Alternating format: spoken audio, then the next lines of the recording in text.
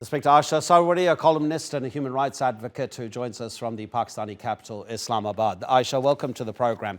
I just wanted to ask you a slightly sensitive question because of how people who arrive from outside Europe are regarded within Europe.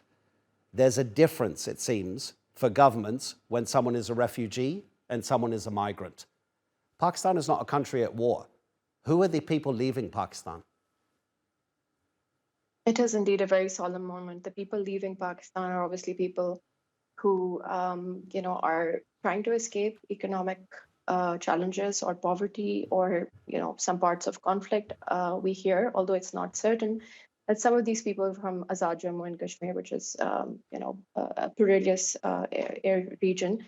But also, I feel like you alluded to the fact that it's sensitive because the crime happens before the capsizing of the boat. The crime happens because of bad policy making, because of migrant policies, because of electoral politics around anti-migrant um, you know thoughts and racism essentially, and also this concept that this lack of sense of history or lack of understanding of how national borders are how they're made, and also this sense that people should not be sent back to their deaths because they're poor. It's actually quite rooted in slavery. This concept that if you've made a risky judgment by trusting smugglers, therefore your life is fair game. It's actually quite sad what has happened.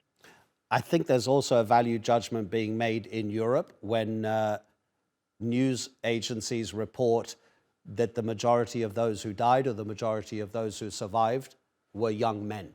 Because again, European governments are looking at who exactly is coming into their country. Many of them, the UK is a very good example, make it actually very difficult for a migrant or refugee to go through a formal process to apply for some kind of residency in another country.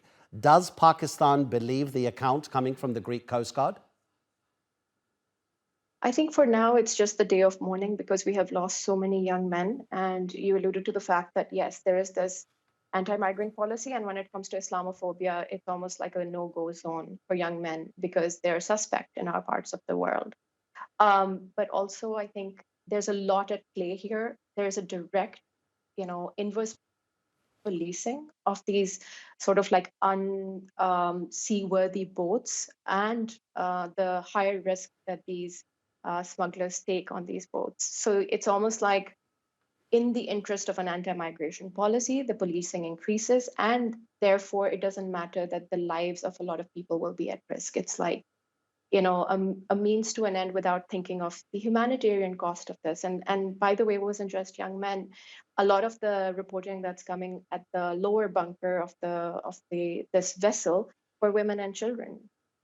I completely agree with you. What I was referring to was in the day or the 48 hours after the tragedy, I was watching a lot of international news, and a lot of those outlets were talking about young men, whether they were victims or whether they were on the boat. And I just thought that that's adding another layer of complications to the way Europeans are seeing this issue of migration. In terms of the human traffickers, the Pakistani government has arrested a number of people. How big is that problem in Pakistan? It's huge because I think it's directly linked to economic challenges. And in our parts of the world, the economic challenges are huge, and the scale is huge because we are a large population. So even if you contain, you provide resources to some, there will be a lot, millions that will not get those resources that the state will provide. And therefore, it is a lucrative business for smugglers. And it's not just Pakistan, it's a lot of regions, particularly, in and around the area of Pakistan, Palestine, etc. These are not necessarily,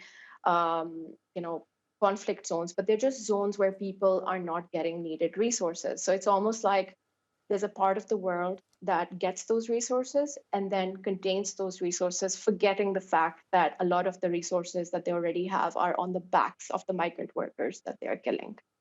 Aisha Through policy, Sarwari. of course. Aisha, sorry to cut you off there. Thank you so much indeed. Always appreciate having you on. Aisha Sarwari in Islamabad.